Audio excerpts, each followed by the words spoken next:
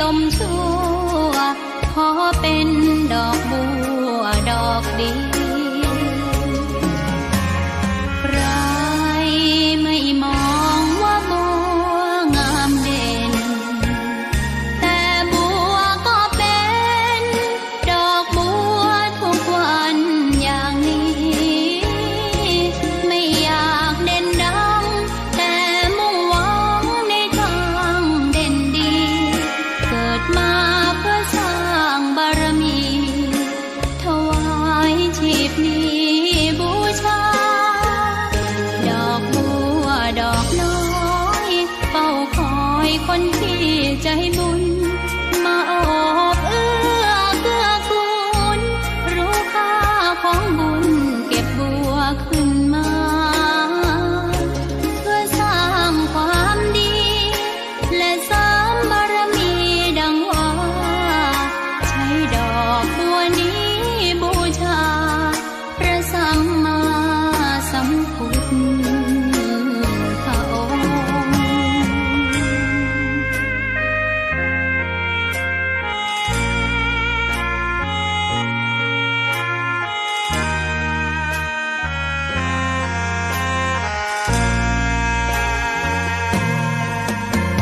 ใครไม่มองว่าบัวงามเด่นแต่บัวก็เป็นดอกบัวทุกวันอย่างนี้ไม่อยากเด่นดังแต่มุ่งหวังในทางเด่นดีเกิดมาเพื่อสร้างบารมีถวายชีพนี้บูชาดอกบัวดอกน้อยเฝ้าคอยคนที่ใจบุญมาโอบเอื้อเกื้อกูลรู้ค่าของบุญเก็บบัวขึ้นมาเพื่อสร้างความดีและเสริมบารมีดังว่าใช้ดอกบัวนี้บูชาพระสัมมาสัมพุทธองค์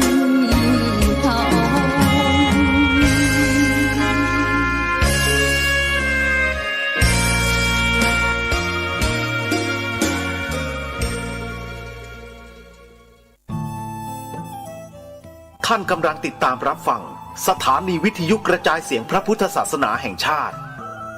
คลื่นเพื่อการศึกษาพระพุทธศาสนาและวัฒนธรรมระบบ FM 104.5 เมกะเฮิรตซ์รายการต่อไปเป็นรายการทนายความพบประชาชนดำเนินรายการโดยทนายสุรชัยอาจินวัตรครับสวัสดีครับพบกับผมทนายสุรชัยจินวัฒน์นะครับทุกวันเสาร์ทางสถานีวิทยุพระพุทธศาสนาวัดฝายหินนะครับ FM 104.5 รายการทนายความพบประชาชนเป็นประเทศมีบุญก็แล้วกันนะครับมีบุญมากสร้างความดีไว้เยอะประเทศมันก็อยู่กับที่คนในประเทศ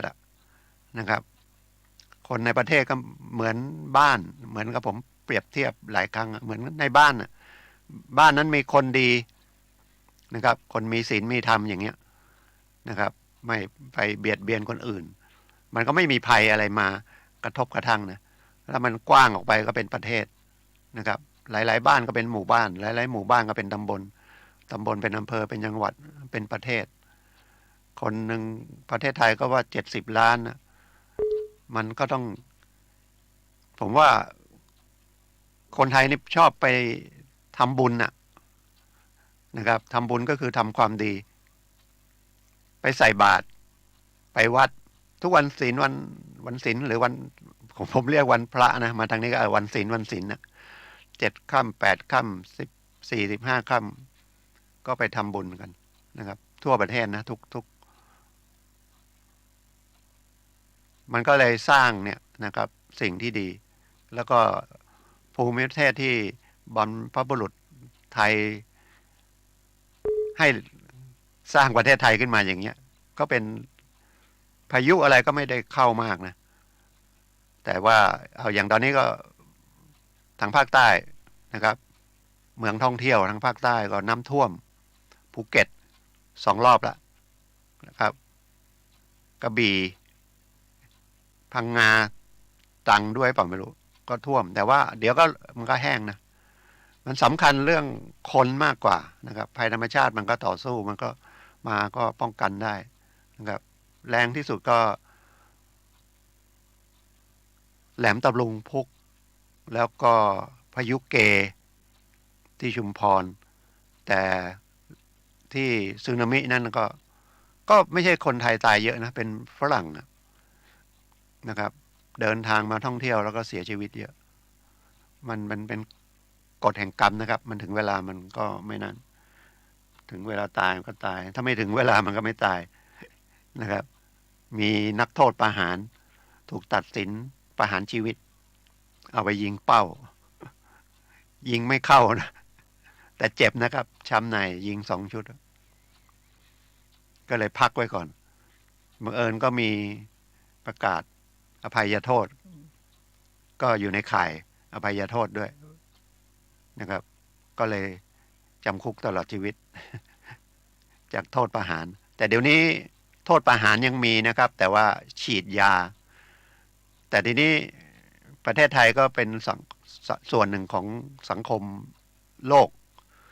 นะครับเขาก็พยายามไม่ให้มีการฆ่าก็เลยสังเกตว่าคดีที่ตัดสินประหารชีวิตก็เลยยังไม่ได้ประหารชีวิตนะครับก็ขังตลอดชีวิตนะครับแล้วเดี๋ยวก็ได้อภัยได้อะไรก็อาจจะ20 ปี10 กว่าปีก็ได้ออกมานะครับมีโทษประหารนะครับยังมีโทษประหารอยู่แต่ตามข้อเท็จจริงนะครับเขาไม่ให้ประหารนะสังคมโลกเขาไม่ให้ประหารชีวิตคนนะครับก็ไม่เหมือนบางประเทศนะเขาก็ยังไม่โดนโทษก็ประหารก็มีนะครับใช้แบบยิงยังไม่ต้องขึ้นศาลเลยมันก็ปราบปรามอย่างรุนแรงนะครับไม่เอ่ยชื่อประเทศนะครับเดี๋ยวกระทบกระเทือนก็ยังเป็นรายการทนายความพบประชาชนนะครับผมทนายสุรชัยจินวัฒน์นะครับ FM 104.5 หรือ YouTube นะครับเข้าไปที่ YouTube ก็วัดไฝหินนะครับหรือ Facebook ก็นะครับถ่ายทอดสด Facebook ก็วัดไฝหินเหมือนกันหรือว่าแอปสมาพันธ์วิทยุพระพุทธศาสนาอาเซียนนะครับก็ดาวน์แอปไว้เลยนะครับแล้วก็เปิดเข้าไปที่วัดไฝหินก็อยู่ที่ไหนก็ฟังได้เดี๋ยวนี้นะถ้า YouTube ก็เห็นอีกเห็นเป็นวิดีโอเลยนะครับไปสอนนักเรียนรอดอนะครับ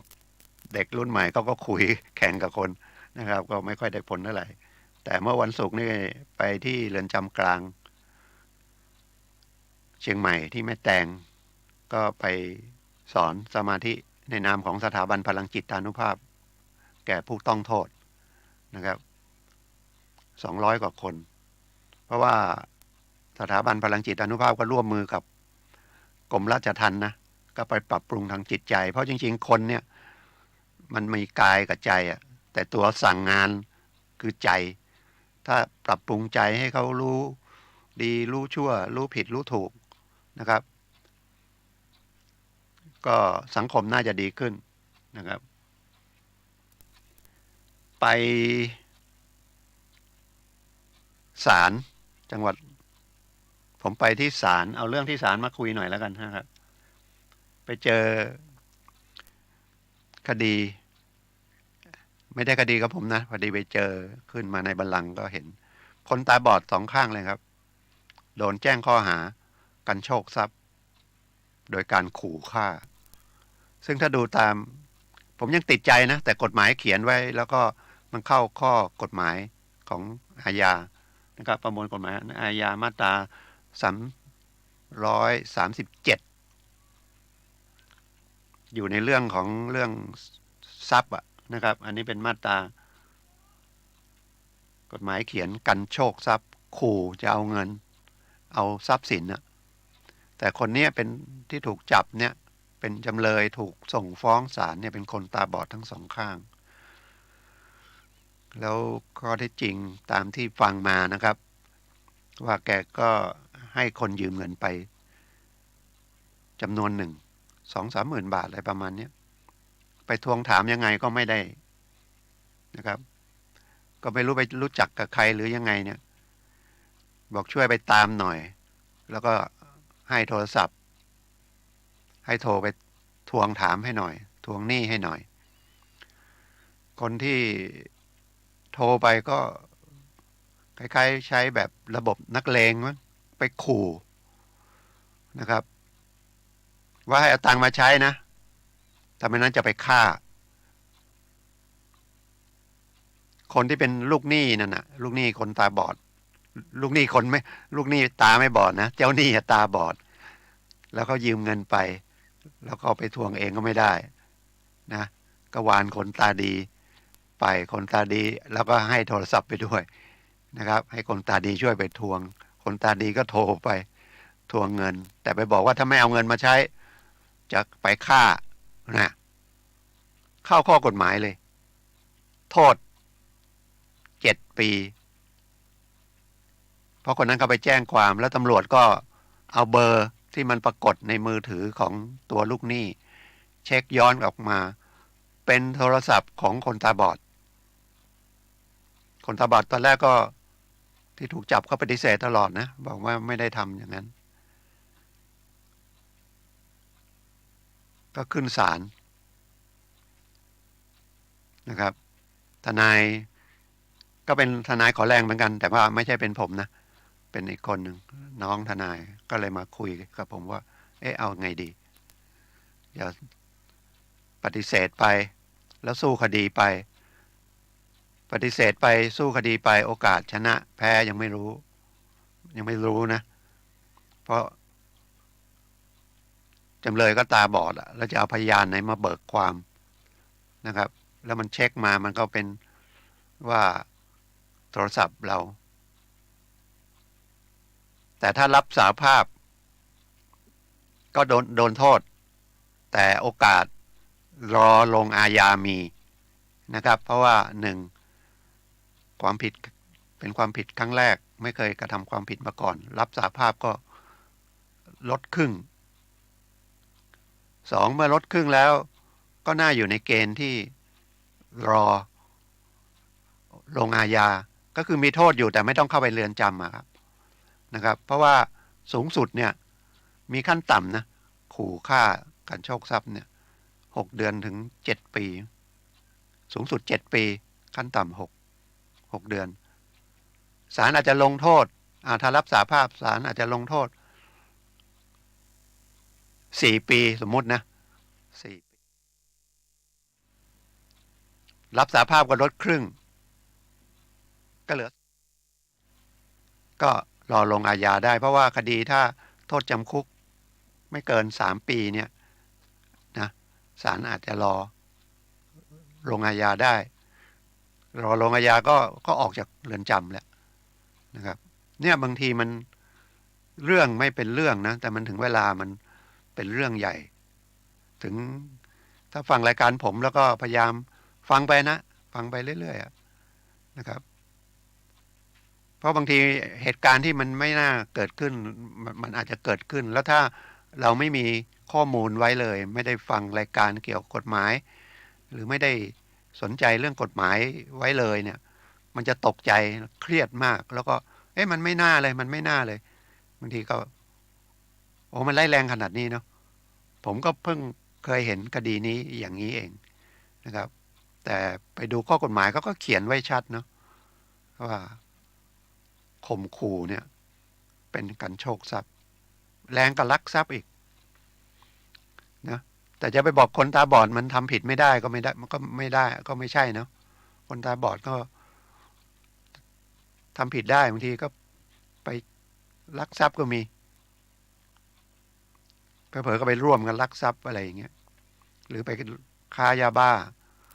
คือทำผิดได้หมดคนตาดีคนพิการคนปกติ แต่เรื่องจิตใจเนี่ยมันเวลามันเกิดเรื่องขึ้นมาเนี่ยนะครับจริงๆมันต้องก่อนจะกระทำอะไรเนี่ยมันต้องมีว่าอย่าไปทำนะมันไป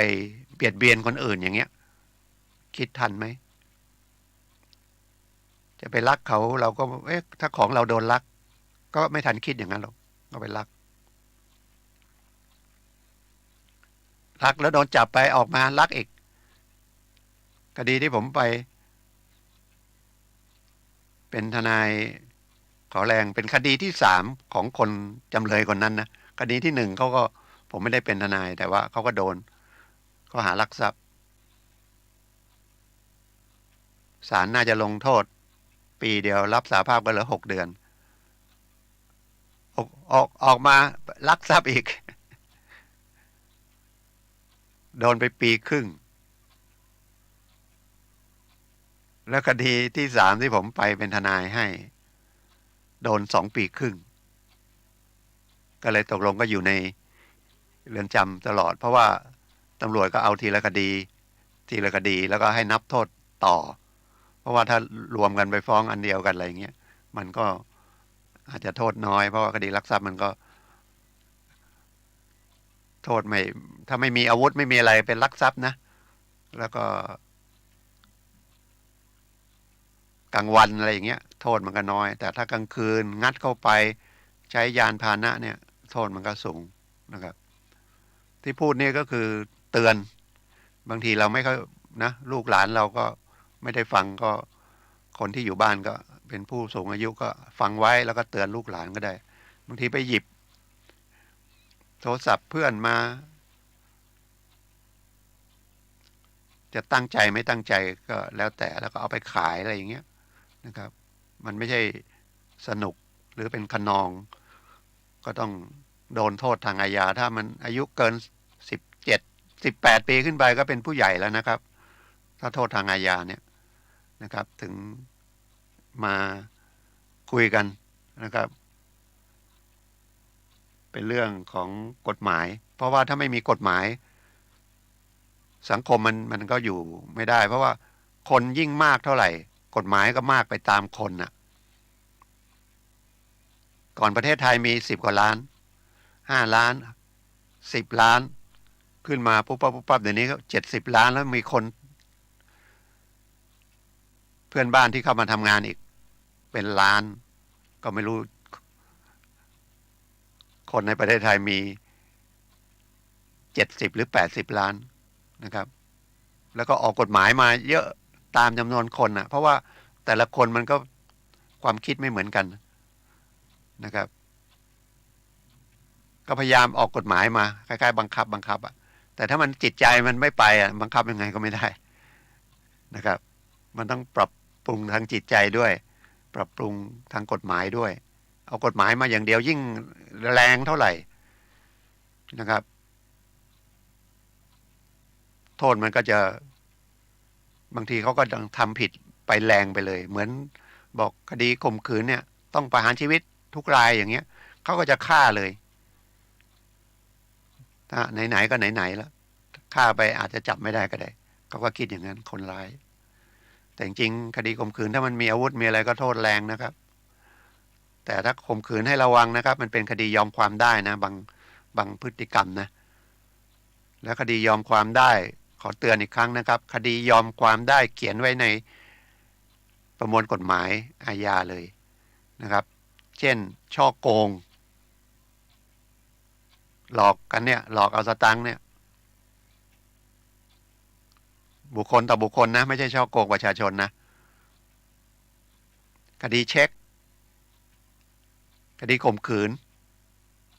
บางพฤติกรรมนะเป็นแฟนกันเป็นอะไรไปรักชอบพอกันผู้ชายก็นึกชวนผู้หญิงไปไหนก็ไปเอาชวนไปเกิดห้ามใจไม่อยู่ปลุกปั้มข่มขืนแต่ไม่มีอาวุธไม่มีอะไรนะแล้วก็อยู่ในห้องในหับไม่ใช่จนโจ้อะไรอย่างเงี้ยแล้วก็ไม่ได้ทำร้ายอะไรเนี่ยมันเป็นคดีกึ่งอ่ะเพราะเราก็ไม่รู้ว่าจริงๆสมยอมหรือไม่สมยอมนะครับ คดีนี้3 เดือนนะครับมีหลายคดีนะครับหลายคดีที่ว่าคดียอมความได้บุกรุกกลางวันอย่างนี้ก็ยอมความได้ถ้าเราจะดำเนินคดีต้องไปแจ้งความภายใน3 เดือนหรือให้ทนายความฟ้องเองภายใน3 เดือนนะครับแต่การไปแจ้งความก็ต้องรู้จักแจ้งนะโดยมากไปแจ้งความเนี่ยมันไม่ใช่ไปร้องทุกข์มันเป็นแจ้งความไปโรงพักเราก็บอกไปแจ้งความนะครับจริงๆถ้ามันเดือดร้อนเนี่ยมันต้องไปร้องทุกข์โดนเป็นคดีอาญามอบให้ตำรวจไปติดตามคนร้ายผู้ทำให้เราเป็นผู้เสียหายอย่างเงี้ยส่วนใหญ่ตำรวจก็จะลงเป็นหลักฐานไว้ก่อนพอเป็นหลักฐานปุ๊บเราก็เข้าใจว่าแจ้งไว้แล้วนะครับอย่างคดีเช็คพอเช็คเด้งก็ไปแจ้งเจ้าหน้าที่ก็บันทึกได้มาแจ้งไว้เป็นหลักฐานเราก็สบายใจแล้วที่ไหนนะพ้นไป3 เดือนไปฟ้องคดีเช็คคดีอาญาไม่ได้แล้วหรือคดีข่มขืนอย่างที่ผมบอกหรือคดีฉ้อโกงนะครับฉะนั้นให้ระมัดระวังนะครับถ้าไม่นั่นก็ติดใจสงสัยอะไรก็นะครับก็จดเบอร์ผมไว้แล้วกันนะ0896355649นะครับก็ยินดีให้คำปรึกษานะครับเรื่องกฎหมายแล้วก็ในศาลไปก็ไปเห็นอีกคดีหนึ่งโดนฟ้องคดียาบ้ายาเสพติดให้โทษแล้วก็อาวุธปืนจำเลยก็รับสารภาพเรื่องยาบ้าซึ่งยาบ้าโทษมันแรงกว่าอาวุธปืนแต่จะปฏิเสธเรื่องอาวุธปืนจะสู้คดีแล้วก็ไม่ได้ประกันตัว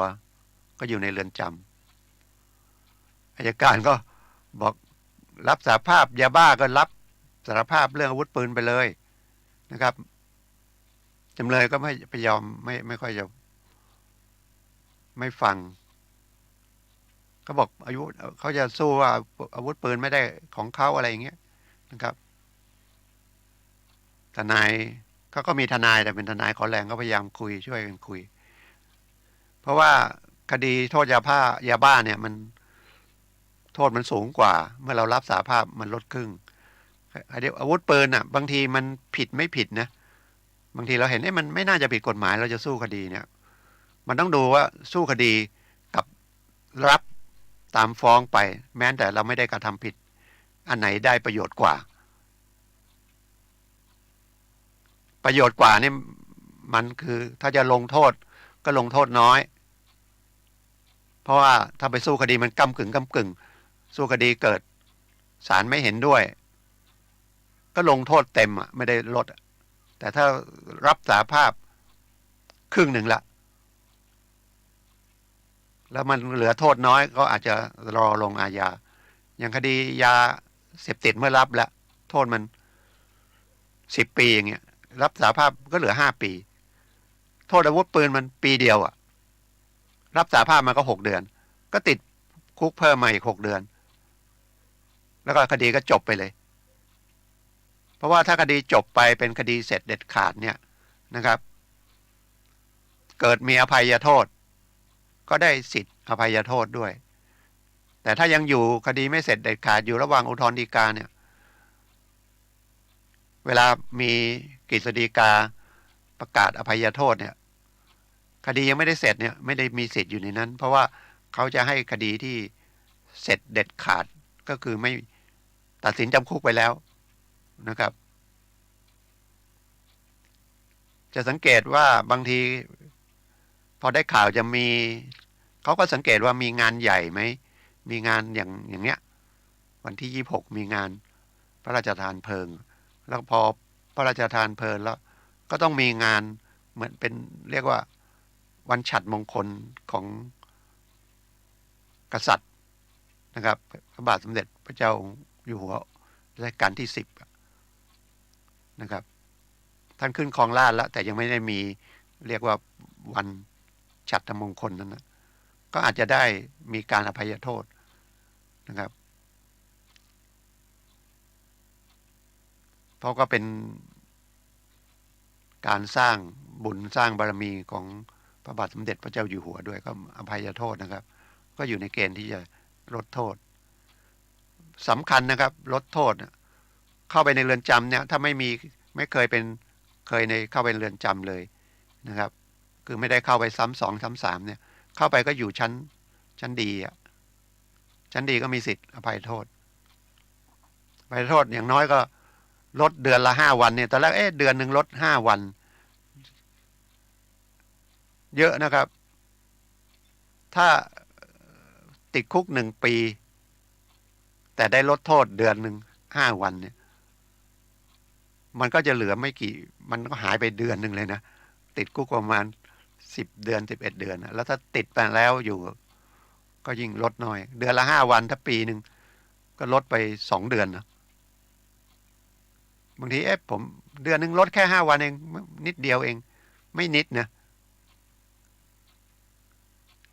ถ้ายังเหลือโทษอยู่อีก12 เดือนเนี่ยก็ลดไป5 วัน12 5 60เท่ากับลดไป2 เดือนอ่ะก็เหลือ10 เดือนละแล้วเกิดเดี๋ยวลดอีกอะไรอีกนะครับเพราะว่าเข้าไปในนั้นวันหนึ่งมันก็มีนะติดคุกอยู่วันหนึ่งวันหนึ่งเดือนหนึ่งเนี่ยโอ้โหมันนานนะมันไม่ใช่อยู่ข้างนอกแป๊บเดียวก็วันหนึ่งแป๊บเดียวก็วันหนึ่งนะครับก็เมื่อ2-3 ครั้งที่ผ่านมาผมก็คุยเรื่องการดำเนินคดีแพ่งนะครับแล้วก็การอยู่ในเรื่องแพ่งแต่ไม่มีข้อพิพาทอันแรกคุยกันเรื่องว่ามีข้อพิพาทแล้วก็สมมุติว่ากู้เงินไปแล้วไม่ใช้หนี้ก็ไปฟ้องนะครับฝ่ายที่ไปฟ้องเป็นเจ้าหนี้ก็เป็นโจทก์นะครับมีสัญญากู้กว่า 2,000 ขึ้นไปก็ต้องมีลายมือชื่อผู้กู้นะก็ฟ้องได้นะครับฟ้องคนที่ถูกฟ้องก็เป็นจำเลยนะครับถ้าจะสู้คดีก็ดูว่าเราชำระไปไหมสัญญาปลอมไหมได้กู้กันจริงไหมนะครับถ้าไม่นั้นก็ไปไก่เกลี่ยขอลดหย่อนขอผ่อนปลนนะรับว่าเป็นหนี้จริงขอลดดอกไม่เอาไหมที่เหลือขอผ่อนนะครับถ้ายอดมันไม่มากก็อาจจะ5 เดือน6 เดือนปีหนึ่งอะไรก็ตามกำลังไปนะครับเพราะว่าถ้าไปไก่เกลี่ยได้ค่าธรรมเนียมศาลที่โจทก์เสียไปศาลก็คืนก็คิดนิดเดียวเราก็รับผิดชอบนิดเดียวเพราะสิ่งที่โจทก์ออกไปก่อนเนี่ยจำเลยก็ต้องใช้ค่าส่งหมายค่าธรรมเนียมศาลนะครับถ้าคดีไม่มากมันก็ค่าศาลมันอาจจะไม่เกิน1,000นะครับแต่ถ้าตกลงกันได้ศาลมันยังไม่ได้พิจารณาจะกรณีคดีอาจจะเสีย200เราก็เซฟไป800แล้วดอกเบี้ยที่มันมาเยอะๆก็อาจจะขอลดหย่อนท่านเจ้าหนี้ก็ได้นะหรือว่าถ้ามีเงินก้อนก็ขอปิดเลยเป็นหนี้10,000สมมุตินะครับผมให้ทีเดียวเลยดอกไม่ต้องเอาเพราะว่าผมก็ส่งดอกไปเยอะละดอกที่มาอีก 2-3 พันขอเหอะผมให้เลยหรือ10,000ผมผ่อนเดือนละ1,000ก็คุยกันนะครับแต่ครั้งที่แล้วผมบอกว่าถ้ามันไม่มีอะไรเราก็ไม่ต้องไปศาลก็ได้เพราะมันไม่ได้เป็นคดีอาญานะครับเพราะไปศาลก็โดยมากก็ไปไกล่เกลี่ยแล้วก็ทำยอมมันก็ดีทั้ง2 ฝ่ายถ้ามันทำยอมได้เพราะว่าเราเอาเงินเข้ามาจริงเราก็ต้องใช้เจ้าหนี้เขานะครับแล้วก็มาคุยเรื่องคดีไม่มีข้อพิพาทก็คือเป็นฝ่ายเดียวเช่นคำร้องขอตั้งผู้การมรดกร้องเรื่องบุตรนะครับร้องว่าเป็นบิดาโดยชอบอะไรเงี้ยอันนั้นเป็นคดีแพ่งทีนี้เรื่องคดีอาญาเนี่ยนะครับมันก็ไปได้2 ทางแจ้งความตำรวจแต่ต้องอย่างที่บอกแล้วเราก็พูดกันแจ้งความผมก็ติดแจ้งความจริงต้องไปร้องทุกข์หรือกล่าวโทษตามภาษากฎหมายนะครับแต่ส่วนใหญ่ขนาดผมทำหนังสือไปจะไปแจ้งความบุกรุกที่นะครับ ท่านก็รับไว้แต่ลงไว้เป็นหลักฐานก่อนบอกยังมีเวลาอีก3 เดือนนะครับเดี๋ยวผมไปช่วยดูให้มันอาจจะเสร็จดีเร็วไม่ต้องเป็นคดีนะครับก็รับไว้นะครับแล้วเดี๋ยวผมให้เจ้าหน้าที่ตำรวจไปช่วยดูให้ถ้าไปแล้วเดี๋ยวเขาเห็นตำรวจมาเขาก็อาจจะรื้อถอนออกไปผมก็เคยนะครับสุดท้ายเขาก็รื้อถอนออกไปก็โอเคไม่เป็นคดีอาญาไปก็ง่ายเพราะเป็นคดีอาญาที่ฟ้องขับไล่เนี่ยแล้วเคสของผมคดีของผมเนี่ยที่รกร้างไว้แล้วเขามาอยู่กันอ่ะบ้านเลขที่ก็ไม่มีภูมิเนาอยู่ไหนก็ไม่รู้กลางคืนมานอนกลางวันออกไปถ้าจะฟ้องร้องนี่โหเหนื่อยเนาะเราจะรู้ไหมคนที่มาบุกรุกกับใคร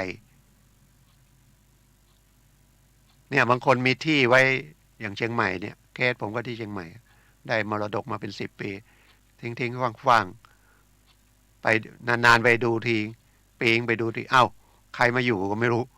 มาปลูกบ้านหลังเล็กๆกระต๊อบเป็นเพิงแล้วก็ไม่เคยเจอตัวเพราะเราไปกลางวันเป็นพวกขับรถแล้วก็บ้านอยู่นอกอยู่ต่างเมืองต่างอะไรเงี้ยขับรถแล้วมาเจ้านายรถอยู่แถวในเมืองก็ส่งรถอะไรอย่างนี้แล้วก็ไม่ต้องกลับไปต่างจังหวัดมันดึกก็นอนอาศัยนอนเช้าก็ออกไปขับรถ7-8 รายนะเข้าไปอยู่ในที่ดินนั้นนะก็ยังโชคดีว่าพอไปคุยเจ้าหน้าที่ตำรวจก็บอกเดี๋ยวผมให้รับเรื่องไว้แต่ว่ายังไม่เป็นคดีเนาะเพราะว่าถ้าเป็นคดีต้องทำเรื่องมันต้องเดินไปตลอดนะครับก็ผมก็ไปแจ้งความว่าผมไม่แจ้งความแล้วผมก็เอาไปปิดไว้ที่บ้านนะกระต๊อบ7-8 หลังติดอันนี้เป็นประสบการณ์นะบางทีฟังแล้วทนายอื่นบางทีมันเจอบางทีมันทำไม่ได้แต่ทนายคงไม่ได้ฟังคนอื่นฟังนะครับแต่เราคงไปทำเองไม่ได้ยังไงก็นะครับอันนี้ก็ผมไม่หวงวิชาผมไปทำอะไรสำเร็จผมก็มาคุยไม่ใช่มาอวดอ้างอะไรนะอยากให้มันปัญหาที่มันเกิดขึ้นมันจบง่ายๆเป็นคนอย่างนั้นนะครับเพราะว่ามีปัญหาไม่ใช่ดีเครียดใครไม่เครียดปกติก็เครียดอยู่แล้วนะครับเศรษฐกิจไม่ดียิ่งเครียดใหญ่นะครับ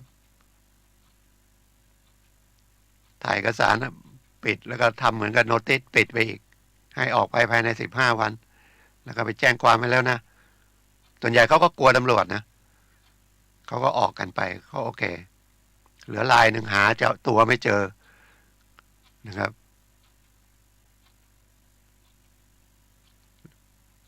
แล้วบอกเราเป็นเจ้าของที่เราไปรื้อบ้านเขาเกิดไปเจอคนหัวหมอเข้ามาย้อนสอนเราทำให้เสียทรัพย์อ้าวเป็นคดียุ่งนะเนี่ยมีสมบัติมันก็เหนื่อยเนาะมีที่ดินอยู่แม้แต่ไปล้อมรั้วบางทีก็มันตัดเอาลวดหนามไปก็มีถอนหลักไปก็มีแล้วเราจะไปเอาอยัางไงหรือเขาอยู่อย่างเงี้ยใครมาปลูกบ้านเราไปถึงก็ไปลื้อเลยหรือไม่นั้นก็ไฟเผาเลยไหมกลายเป็นคดีอาญาไปเราโดนเองอีกนะครับยุ่งเลยแล้วคดีโทษหนักกว่าบุกรุกอีกหรืออยู่ดีก็กลายเป็นที่ทิ้งขยะทำไงก็คุยเป็นเรื่องที่ผ่านมานะครับแต่มันก็น่าจะมีอย่างนี้เกิดขึ้นอีกก็เลยคุยเป็นนะครับตามแบบ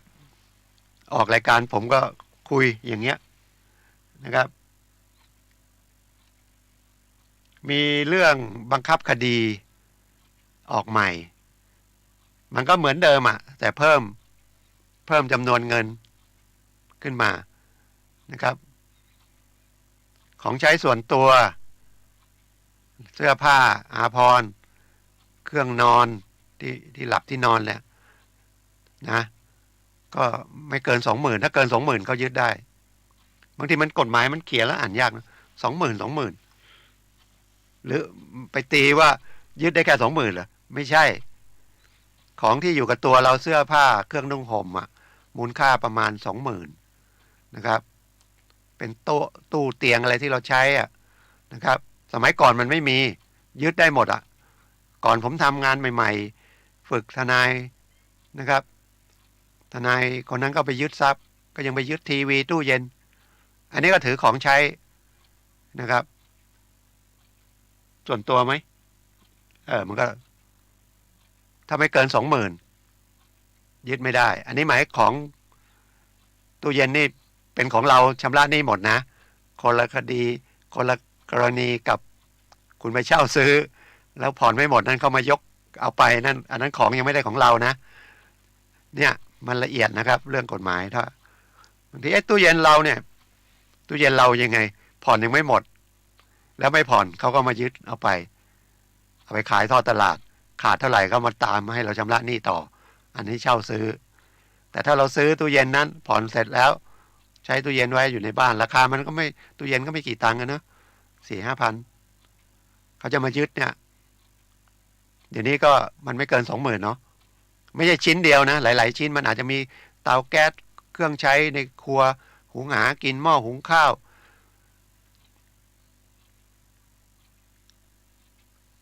คอมพิวเตอร์ที่เราใช้ทำงานอย่างเงี้ยก็ยึดไม่ได้แต่เวลาไปยึดเนี่ยมันไม่ใช่ว่าตัวเจ้าหนี้ไปคนเดียวจะมีเจ้าหน้าที่เรียกเจ้าหน้าที่ไปบังคับคดีไปด้วยเขาก็ดูอันไหนยึดได้ยึดไม่ได้เพื่อช่วยเหลือลูกหนี้ไม่ใช่ยึดได้หมดเลยสมัยก่อนยึดอย่างเดียวอย่างที่ผมบอกไปเจออะไรก็ยึดมาก่อนน่ะยึดเพื่อขู่ก็มีบางทียึดทีวีรู้มันไม่กี่ตังค์แต่ยึดลูกก็ไม่มีดูอย่างเงี้ยเราก็ต้องรีบไปใช้หนี้ฉะนั้นพยายามอย่าเป็นหนี้จนถึงขั้นฟ้องจนขั้นยึดเลยนะครับเป็นหนี้ก็อย่างที่ผมบอกอะเจ้าหน้าที่เป็นครับบังคับคดีไปด้วยมาก่อนยังไม่ได้ฟ้องคดีก็รีบได้คุยเขานะครับไปเจรจาผ่อนปลนเขาให้ดอกก่อนช่วงนี้ส่งต้นไม่ได้ขอดอกก่อนอะไรอย่างเงี้ยนะครับ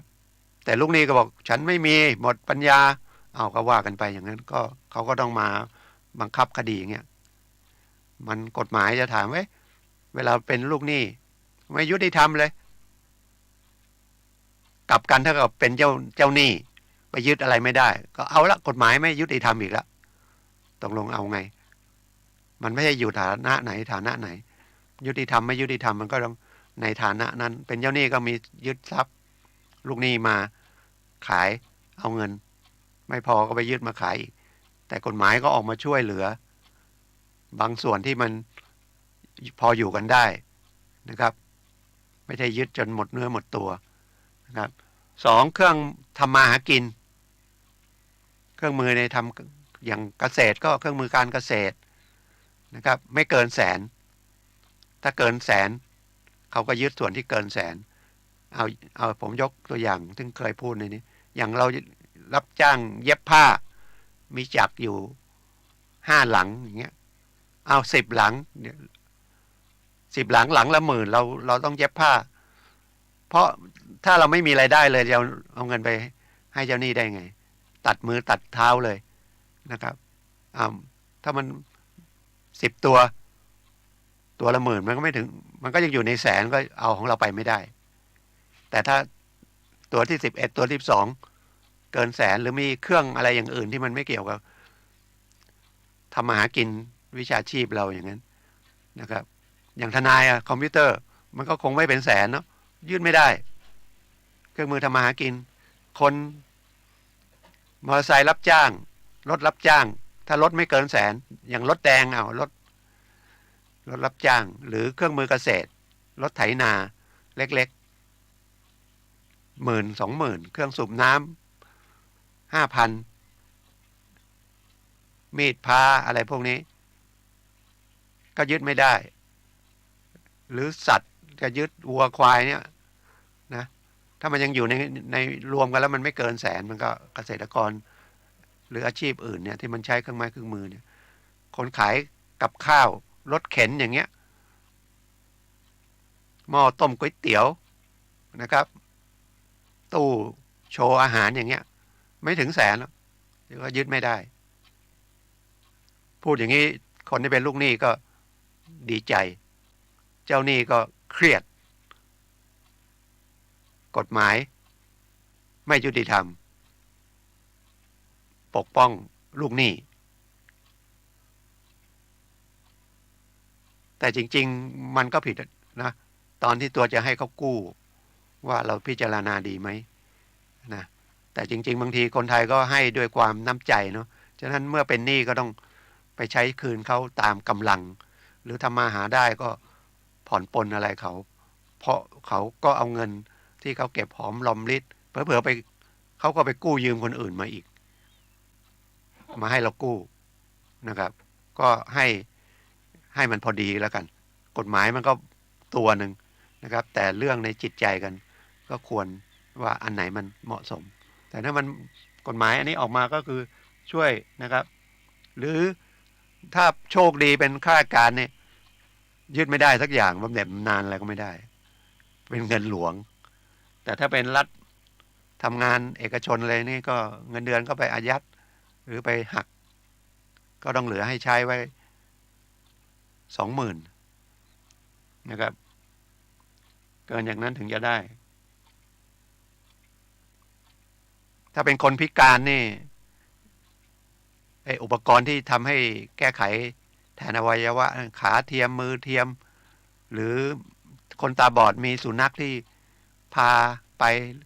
ช่วยเหลือคนตาบอดเดินไปไม้เท้าคนตาบอดรถวีลแชร์ที่นั่งอันนี้ยึดไม่ได้นะครับยึดไม่ได้จริงค่างวดอะไรก็ไม่เท่าไหร่หรอกแต่เขาบอกไม่ให้ยึดเลยเพราะว่าถ้าไม่เขียนไว้งี้ก็เจ้าหนี้ก็ต้องยึดแบบอย่างที่ผมบอกก่อนที่ผมไปฝึกงานทนายก็ทำไมไปยึดทนายมันไม่มีกี่ตังค์ถ้าไม่ยึดเขาก็ไม่กระตือรือร้นที่จะชำระหนี้นะครับยึดหนึ่งอายชาวบ้านเป็นหนี้จนมีคนมายึดของในบ้านอย่างเงี้ยเขาก็อายเขาก็ต้องรีบมาใช้หนี้เรามันก็มองไปเป็นแบบนั้นนะครับ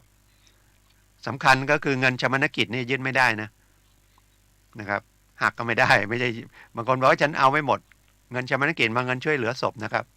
ไม่ได้นะครับไม่ได้หรือคนที่ไปลบไปอะไรแล้วพิการมีเบี้ยยังชีพทหารที่ไปลบนะครับมีเบี้ยยังชีพอาสาสมัครอะไรพวกนี้ก็ยึดไม่ได้นะครับไม่เกินถ้าเกิน 20,000 ก็ยึดได้รายละเอียดมันไม่ต้องกลัวนะครับก็กรมบังคับคดีเวลาจะไปยึดเนี่ยของเล็กๆน้อยพวกนี้ยังไงต้องตั้งเจ้าหน้าที่คดีออกไปยึดเขาก็ต้องถ้าเราคัดค้านเนี่ยเขาก็ไม่ยึดละนะครับแต่คัดค้านมันก็ตามเนี้ยนะครับหรือแม้แต่ขึ้นชั้นบังคับคดีแล้วนะครับก็ไกล่เกลี่ยได้นะเดี๋ยวนี้ไกล่เกลี่ยได้ถ้าอยู่ในศาลยันศาลฎีกาเลยเอาคดีแรกไกล่เกลี่ยไม่สำเร็จตัดสินมาแล้วอุทธรณ์ก็ไกล่เกลี่ยได้เอายังไม่พอใจขึ้นไปไกล่เกลี่ยที่ชั้นฎีกาหรือยึดทรัพย์แล้วคดีแรกคดีจบไปแล้วยึดทรัพย์แล้วก็ไกล่เกลี่ยได้นะครับไกล่เกลี่ยได้ตลอดเพราะมันจะเร็วนะครับมันไม่ต้องเสียเวลาคำว่าเร็วนี่มันก็ดีทั้งสองฝ่ายนะจบไปจะได้มีใจไปทำมาหากินที่อื่นไม่ต้องมาเครียดมีหนี้อยู่โดยเฉพาะเงินช่วยเหลือการศึกษากสยเขาก็เริ่มยึดละเพราะว่ามันเลย10 ปีแล้วเดี๋ยวมันขาดอายุความนะครับ10 ปีแล้วเขาก็มีมาตรการมาแล้วดอกไม่เอาอะไรพวกนั้นนะมันก็พ้นมาแล้วเดี๋ยวนี้ก็เริ่มยึดนะครับจะไปบอกว่าเงินรัฐบาลทำไมเงินรัฐบาลมันไม่ได้คืนกลับไปมันก็ต้องยึดเหมือนกันนะเพื่อจะเอากลับมาส่วนมันจะมีให้ยึดหรือไม่มีให้ยึดก็แล้วแต่ถ้ามีก็ต้องยึดนะครับแล้วมันก็ต้องมี10 ปีตั้งแต่คำพิพากษาออกภายใน10 ปีต้องไปยึดให้ได้ถ้ายึดไม่ได้ก็หมดจบแต่ยึดมาแล้วขายได้จนกว่าจะขายได้ นะครับอันนั้นไปยาวเลยไม่ใช่ว่า10 ปีไม่มีละจนกว่าจะขายได้แต่นี้เขามาทำแก้ไขเรื่องการบังคับคดีเนี่ยให้มันรวดเร็วขึ้นนะครับเพราะว่ายิ่งช้าดอกเบี้ยมันขึ้นมันไม่หยุดขายวันนี้กับอีก3 ปีขายได้เนี่ยมันไม่คุ้มหนี้นะบางทีอ่ะพอไม่คุ้มหนี้ลูกหนี้ก็ไม่หมดที่ดินก็โดนยึดขายไปแล้วยังไม่หมดหนี้อีกเนี่ยแต่ถ้ามันยึดปั๊บขายปุ๊บเดี๋ยวนี้มันก็ขั้นต่ำ70%สมัยก่อน20-30%ประกาศ2-3 ครั้งไม่มีใครซื้อครั้งที่4ครั้งที่5 20-30%ก็ปล่อยแล้วขายแล้วแต่เดี๋ยวนี้กฎหมายก็บังคับอย่างน้อยไม่ต่ำกว่า70%อย่างที่ดินประเมินราคา1,000,000โทรศัพท์เป็นหนี้1,000,000เข้าไปยึดที่ดินมาประเมินไว้1,000,000ถ้าจะขายก็ไม่ต่ำกว่า700,000นะขายไปแล้วหนี้มี1,000,000ยังไม่หมดหนี้เลยแต่ถ้ามันมีหนี้500,000แล้วเขาขาย700,000เราก็ได้คืน200,000นะครับไม่ใช่เจ้าหนี้ไปหมดแต่ระหว่างนั้นมันมีดอกเบี้ยไหมตอนพิพากษามัน700,000แต่ว่ากว่าจะมาขายได้อีก3 ปีดอกเบี้ยขึ้นมาอีกกี่แสนฉะนั้นก็แล้วแต่นะมันก็แต่ละเคสอันนี้ก็คุยกันเป็นความรู้แล้วกันนะครับก็ทุกวันเสาร์นะครับ10-11 นาฬิกาก็ทนายความพบประชาชนทาง FM 104.5ก็สนใจเรียนสมาธิก็พรุ่งนี้นะครับวันอาทิตย์ของสถาบันพลังจิตสถาบันพลังจิตอานุภาพสาขา24บ้านศรีสุกรีก็เปิดหลักสูตร1 วันชินสาสมาธิชนะใจตนเองนะครับเรียนฟรีนะครับสาขา24ก็ก่อนบิ๊กซีไม่เหี่ยนะครับก่อนสำนักงานขนส่งไม่เหี่ยถ้าออกจากเมืองไปออกจากแยกสนามบินไปก็ผ่านโลตัสไปปากทางก็เป็นกาดวรุณนะครับเข้าไปสัก300 เมตรซอย1วรุณนิเวศนะครับเรียนฟรีนะครับของสถาบันพลังจิตอานุภาพไปฝึกนะครับพลังจิตก็คือกำลังใจนะครับกำลังใจก็คือสติเอาง่ายๆอย่างเงี้ยฝึกสตินะครับเพราะว่าที่มันผิดพลาดอะไรทั้งหลายแหล่นะครับมันก็ขาดสตินะครับความโลภมันมีทุกคนนะครับมากน้อยยังไงมันเกินลิมิตไปก็ต้องไปอยู่ในเรือนจำนะครับแล้วเงินเยอะๆนะครับก็เลยเป็น10,000 ล้านก็ยังไม่พอเป็น100,000 ล้านยังไม่พอสุดท้ายมันมาโดยชอบหรือไม่ได้ชอบไม่รู้ถ้ามันผิดกฎหมายเดี๋ยวก็กฎหมายก็ตามไปก็ต้องไปติดนะครับติดอยู่ในเรือนจำแล้วหนี้ก็ไม่หมดนะก็ต้องใช้หนี้อยู่ดีเขาก็ไปตามยึดทรัพย์นะครับแล้วถ้าหลบซ่อนเอาเงินที่เกิดจากการฟ้องคดีทางอาญานะครับไปหลบซ่อนช่วยอะไรเป็นการฟอกเงินโดนด้วยนะครับโดนข้อหาฟอกเงินอีกโดนโทษเรื่องฟอกเงินอีกผมเคยมีคดีที่บันทิโดนฉ้อโกงโดนตัดสิน4 ปีพอตัดสินมันเป็นเงินที่ได้มาจากการฉ้อโกงผิดคดีอาญาแต่เอาเงินนั้นมาแล้วไปไหนไม่รู้โดนข้อหาฟอกเงินอีกนะครับโดนไปอีก4 ปีติดคุก8 ปีนะแป๊บเดียวเขาก็ออกมาแล้วเขาไม่รู้เอาเงินที่ได้มาไปซ่อนไว้ไหนทรัพย์สมบัติไปซ่อนที่ไหนตามไม่เจอคนที่เชื่อเขาโดนเขาหลอกไปก็ได้เงินคืนไม่ได้นะครับเขาก็ติดคุกอย่างเดียวแม้จะต้องให้ใช้เงินคืนด้วยแล้วก็แชร์ลูกโซ่ก็ไม่ยอมเลิกเพราะความโลภของเราเองนะครับอยากได้ดอกเบี้ยมากเดือนหนึ่ง3 บาท5 บาท7 บาท8 บาทหลังนี่แชร์ลูกโซ่บอกว่า8 บาทแล้วไปเล่นกันนะครับโดนเป็นเขาว่าเป็นหลายร้อยล้านก็ไม่รู้ยังไงมีตังค์เนาะแต่ว่าไม่เฉลียวใจ อยากได้800ต่อเดือนล้านหนึ่งได้8,000อ่ะถ้ามันได้อย่างนั้นแล้วไปหากินอะไรอ่ะแบงก์มันยังหากินไม่ได้ถึงขนาดนั้นนะเอาคิดง่ายๆอย่างนั้นนะแล้วเขาเก่งยังไงเอาเงินไปหาได้ดอกเบี้ย800ต่อเดือนปีหนึ่งก็เท่าท่วมต้นแล้วนะ12.8 96เกือบ100%น่ะให้เขาไปล้านหนึ่งเดี๋ยวปีหนึ่งได้ล้านหนึ่งโอ้โหเก่งขนาดเลยอันนี้ก็จ้างมาตั้งธนาคารนะครับมาทำธุรกิจปล่อยเงินดีกว่าธนาคารยังปล่อยได้ปีหนึ่งดอกเบี้ยเท่าไหร่8 บาท10 บาทต่อปีเดือนละไม่ถึงบาทนะครับเงินกู้เงินฝาก50 ตังค์หรือบาทหนึ่งก็ฝากไว้นะครับก็พบกับผมได้ทุกวันเสาร์นะครับวันนี้ก็ขอบคุณท่านผู้ฟังทุกท่านนะครับก็ต่อไปก็รายการพลังชีวิตของอาจารย์สุนัยนะครับวันนี้ก็ขอขอบคุณแล้วก็ขอ